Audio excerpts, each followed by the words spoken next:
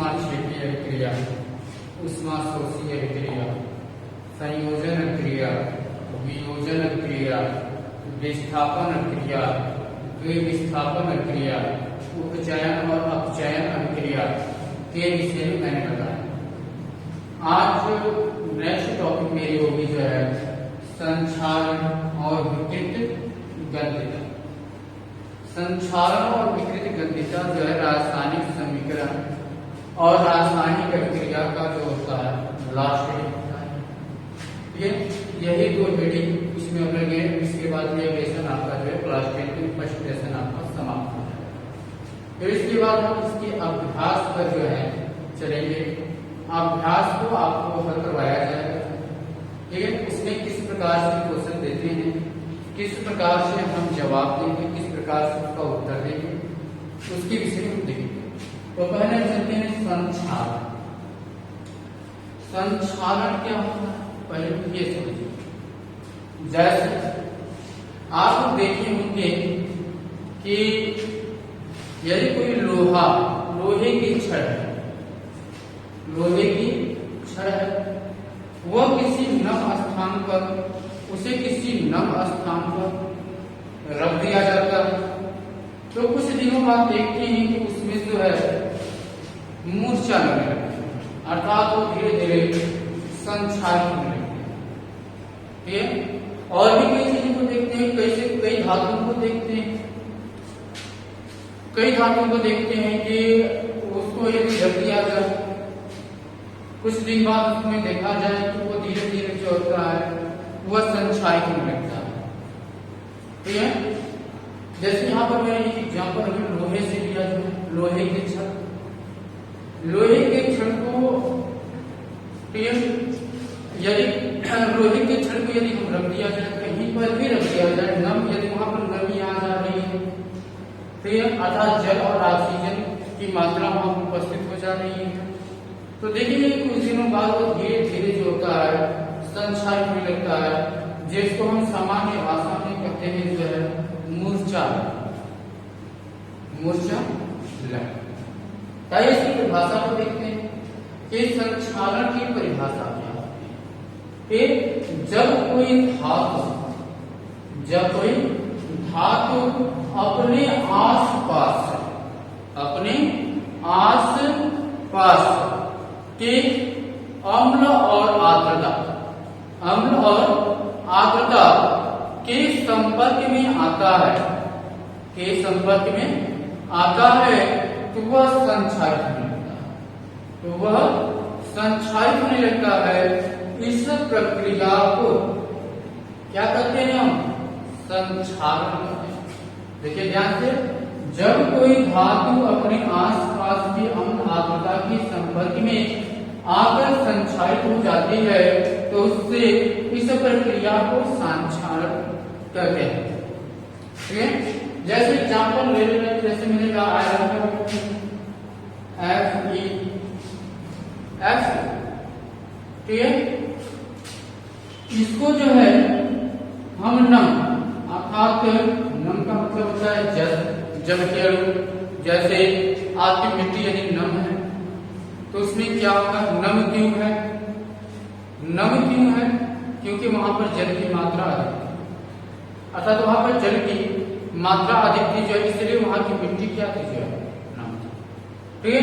तो नम का मतलब हुआ जल, अर्थात आयरन किससे संयुक्त कर रहा है? जल से जुड़ रहा है, तो जल के साथ क्या कर रहा है। और भी चीजें उसमें होती हैं, नम के साथ साथ वहां पर ऑक्सीजन भी उपस्थित होता है, और उसके साथ साथ जो है मिट्टी भी होती है, अवांछित पदार्थ भी होता है, ठीक है।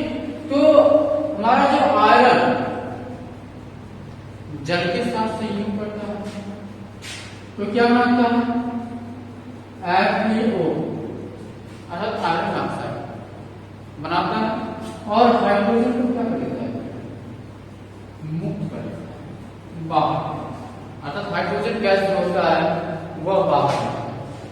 तो देखिए यहाँ पर जो Fe, मतलब कि जो आपका लोहा था, जैसे ही ऑक्सीजन के जल के संपर्क में आया, जैसे ही जल के संपर्क में आया तो ये क्या हो जा रहा है, उपचयित हो जा रहा है। क्या हो जा रहा है, उपचयित हो जा रहा है। और जब यह आयरन उपचयित होना प्रारंभ करेगा तो धीरे धीरे वो जो होता है संक्षारित होने लगता है और समाप्त कुछ दिनों बाद जो होता है वह समाप्त हो जाता है। ठीक है, जैसे देखे भी होंगे आप लोग, यदि लोहा है वह संक्षारित होना प्रारंभ कर दिया जो है तो धीरे धीरे वो संक्षारित होते होते जो है कुछ दिनों बाद वो क्या हो जाता है, जो है समाप्त हो जाता है, अर्थात मिट्टी के रूप में बदल जाता है। ठीक है, तो यहाँ पर आपको दिख भी रहा है कि आयरन जल के संपर्क में और उसके साथ साथ अवांछित पदार्थ भी उसी संपर्क में जब आता है तो ये क्या होने लगता है, उपचयित होने लगता है, संक्षारित होने लगता है। और जब ये संक्षारित होना प्रारंभ कर देगा तो कुछ दिनों बाद ये धीरे धीरे क्या होने लगता है, समाप्त हो जाएगा। उसी प्रकार से हम दूसरा देखते हैं विकृत गंधिता। विकृत गंधिता, फिर विकृत गंधिता तो फिर जैसे कोई चीज देखते हैं घर में जो होता है या मार्केट में देखते हैं कि चिप्स के पैकेट बहुत आते हैं, चिप्स आते हैं, चिप्स के पैकेट, तो क्या करें जो है चिप्स के पैकेट को खोलकर, ठीक है, चिप्स के पैकेट को खोलकर वायु के संपर्क में रख दिया जाए। तो ये वायु के संपर्क में रख दिया जाए तो 2 से 3 दिन बाद देखिए क्या उसमें कि उसके स्वाद गंध में परिवर्तन आ जाए। वह स्वाद और गंध में परिवर्तन क्यों आना है, क्योंकि जैसे ही वह चिप्स ऑक्सीजन के संपर्क में आया, ऑक्सीजन के संपर्क में आया तो वो क्या होने लगा, जो है उपचयित होने लगा, उपचयित होने लगा, जिसके कारण उसके स्वाद और गंध में परिवर्तन आ गया। ठीक है, उसी तरह से और भी एग्जाम्पल देख सकते हैं, जैसे घर पर यदि रोटी बनी हुई हो, रोटी बनी हुई हो, उसको जो है ऑक्सीजन के संपर्क में, ऑक्सीजन के संपर्क में रख दिया जाए तो देखेंगे कि वह रोटी जो है, वह रोटी धीरे धीरे जो है उसके स्वाद और गंध में क्या हो जाएगा, परिवर्तन हो जाएगा, अर्थात बदल जाएगा। ठीक है, तो वही आपकी विकृत गंधिता होगी। जब कोई तेलीय पदार्थ, तेलीय पदार्थ का मतलब समझ रहे हैं, तेल युक्त पदार्थ, जैसे चिप्स हो गया, चिप्स किसमें बनता है कि आपका तेल बनाए, तो वह तेलीय पदार्थ, जब किसी तेलीय पदार्थ, तेलीय पदार्थ किसके संपर्क में आता है, वायु के संपर्क में आता है तो उसके स्वाद और गंध में परिवर्तन हो जाता है। इसी घटना को ही क्या कहते हैं, जो है विकृत गंधिता। ठीक है, अभी बहुत से एग्जाम्पल आप और भी देख सकते हैं, जो है जैसे जैसे मानिए कि कोई चीज है घर पर बनाई जा रही है, जैसे अभी आप घर पर जो है देखेंगे कि दाल ही रखी जाती है, दाल को, तो दाल को किसी निश्चित टेम्परेचर में रख दिया जाए, जो है 2 से 4 दिन 5 दिन तक रख दिया जाए, देखिए कि वो धीरे धीरे जो है वह उसके स्वाद और गंध में परिवर्तन आने लगता है और हम कहते हैं कि ये खराब हो गया। वह खराब क्यों हुआ, क्योंकि वायु के संपर्क में आया और वायु के संपर्क में आते ही ये जो है विकृत गंधित, विकृत उसकी जो है विकृत गंधित हो गया और उसके स्वाद और गंध में परिवर्तन आ गया। आपको क्लियर हुआ होगा जो है, कई ऐसे कुछ एग्जाम्पल और देते रहे संक्षारण और विकृत गंधिता।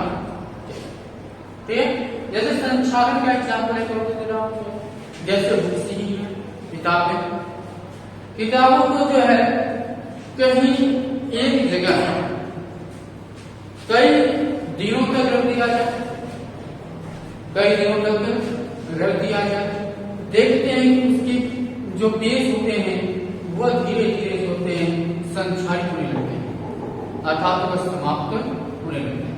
ठीक है, उसी तरह से आपका ये लेसन जो है समाप्त हुआ। आइए इसके अभ्यास को चलते हैं और कुछ अभ्यास को भी देख लिया जा रहा है।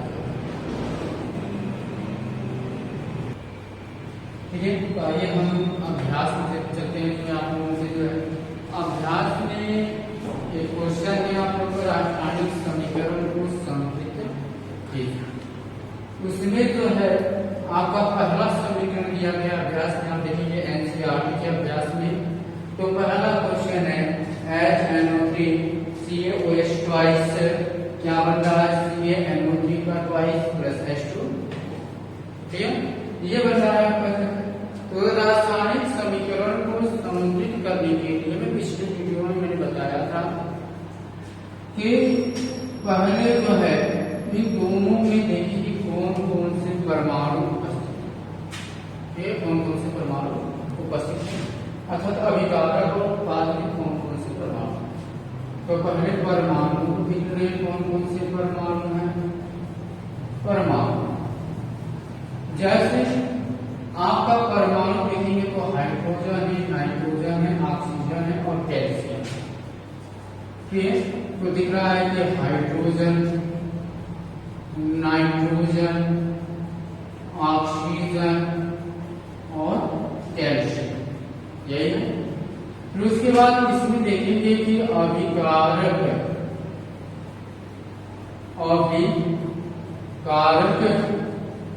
में परमाणु की संख्या, परमाणु की संख्या है।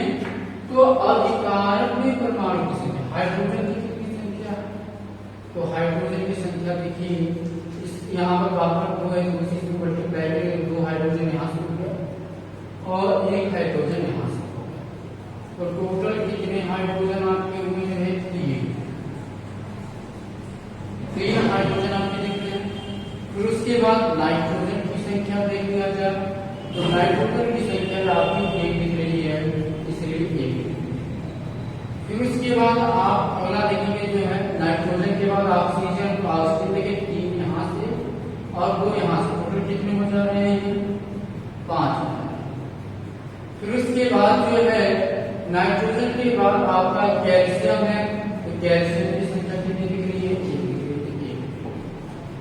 उसी तरह से इसमें भी हम देख लेंगे कि उत्पाद में जो है, उत्पाद में परमाणु की संख्या कितनी है, देखेंगे उत्पाद में परमाणु की संख्या कितनी है। तो देख लीजिए हाइड्रोजन, तो हाइड्रोजन परमाणु दिया गया, इसमें जो है 2 दिया गया, तो 2 हो गया। और फिर इसके बाद नाइट्रोजन है, इसमें नाइट्रोजन कितने दिए गए हैं, 2 दिए गए हैं, ठीक है, नाइट्रोजन 2 हो गया।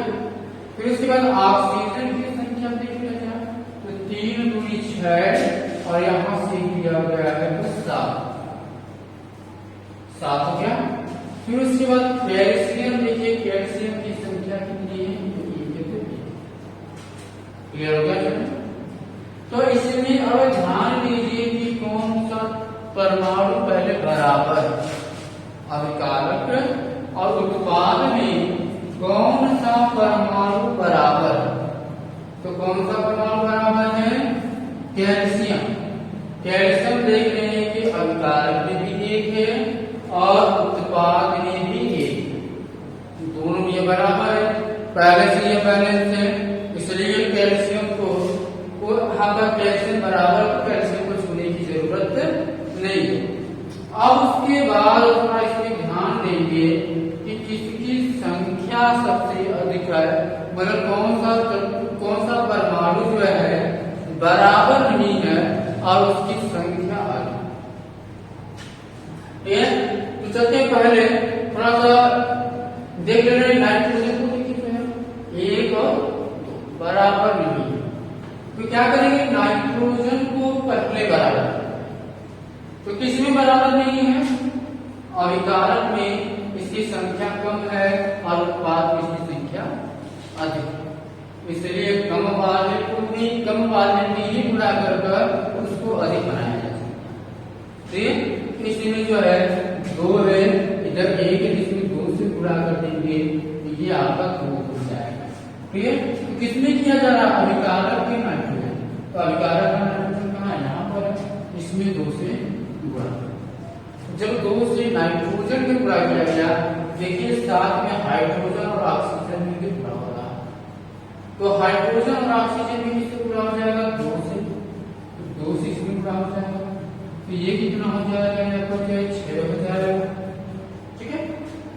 पर ये भी ध्यान रखिए जो है कि है हो रहा है, लेकिन 2 से गुणा किए तो अब देखिए थोड़ा सा 2 हाइड्रोजन यहाँ से हो गया, 2 हाइड्रोजन यहाँ से हो गया, मतलब कितना हाइड्रोजन बढ़ा इसमें गया? 1 हाइड्रोजन बढ़ा और ये हाइड्रोजन हो जाएगा। अच्छा, इन्हें जो गुणा कर देंगे उदाहरण, जब गुणा करेंगे तो हमेशा करना है। ठीक है। पहले तो हम मिला लेंगे, ठीक है, उसको जोड़ लेंगे। जोड़ने के बाद देखिए, क्योंकि इसमें देखिए अभिकारक में आपके 2 से अधिक, मतलब 1 से अधिक यौगिक दिए गए हैं। जब 1 से अधिक है तो दोनों यौगिकों के हाइड्रोजन की तुलना करेंगे, यानी डायरेक्ट गुणा। तो इसमें देखिए 2 है और यहाँ से ये 2 हो गया, तो कितनी हो गई? 4 हो गए। तो हाइड्रोजन कितना बड़ा है? 1 बड़ा, अर्थात ये 4। फिर उसके बाद अब उत्पाद में देखिए हाइड्रोजन आपका बैलेंस नहीं, और इधर कितना हो जा रहा है? 4। तो 2 को 4 बनाने के लिए 2 से गुणा करेंगे, ये 4 हो गया। तो जब 4 हो गया, देखिए कि हाइड्रोजन उत्पाद का हाइड्रोजन गुणा किया, तो उत्पाद का हाइड्रोजन कहां पर? यहाँ पर। इसको 2 से गुणा कर देंगे। जब 2 से गुणा करेंगे तो ये 4 हो गया, लेकिन इसके साथ साथ ऑक्सीजन का भी मान बढ़ रहा है। तो ऑक्सीजन कितना हो गया? 2 यहाँ से हो गया, 3 × 6, 6 तो कितना हो गया? जो है 8। कितना हाइड्रोजन बढ़ा? 1 बढ़ा, 4, 8 हाइड्रोजन हो गया जो है। और उसके बाद देखिए ऑक्सीजन आपके कितने हो गए? 8 हो गए जो है। अब उसके बाद देखिए कि हमारा अब क्या बराबर आ रहा है? तो ऑक्सीजन बराबर नहीं, ऑक्सीजन बराबर नहीं आ रहा। देखो इधर ऑक्सीजन 8 है और इधर ऑक्सीजन 3 × 6 और 6 यहाँ से तो देखिए बढ़ गया, तो 8 हो गया, अर्थात 3 कर देंगे, इसमें भी देखिए आपका 8 हो गया। देखिए कि अब प्रत्येक परमाणुओं को मिला लीजिए अभी सभी क्रिया के, तो देखिए कि सभी के सभी आपस में मिला लीजिए कि हाइड्रोजन कितना इधर है? 2 यहाँ से 2 यहाँ से 4 में 2 × 4 हाइड्रोजन इधर भी है। फिर उसके बाद आपका नाइट्रोजन मिला लीजिए 2 है, इधर से भी देखिए 2 है। फिर उसके बाद ऑक्सीजन देखिए 3 × 6 और 6 यहाँ से 2 8 हो गया, यहाँ से मिला लीजिए ऑक्सीजन 3 × 6 और 2 यहाँ से 8 इधर से हो गया। फिर उसके बाद जो है आपका और कौन सा तत्व बचा? कैल्शियम बचा। कैल्शियम एक इधर है और एक। इस तरह से यह रासायनिक समीकरण जो है आपका संतुलित। और इसमें कई एग्जाम्पल और भी दिए गए हैं जो आप उसको अपने से करेंगे, और यदि नहीं होगा तो कमेंट में अवश्य करेंगे।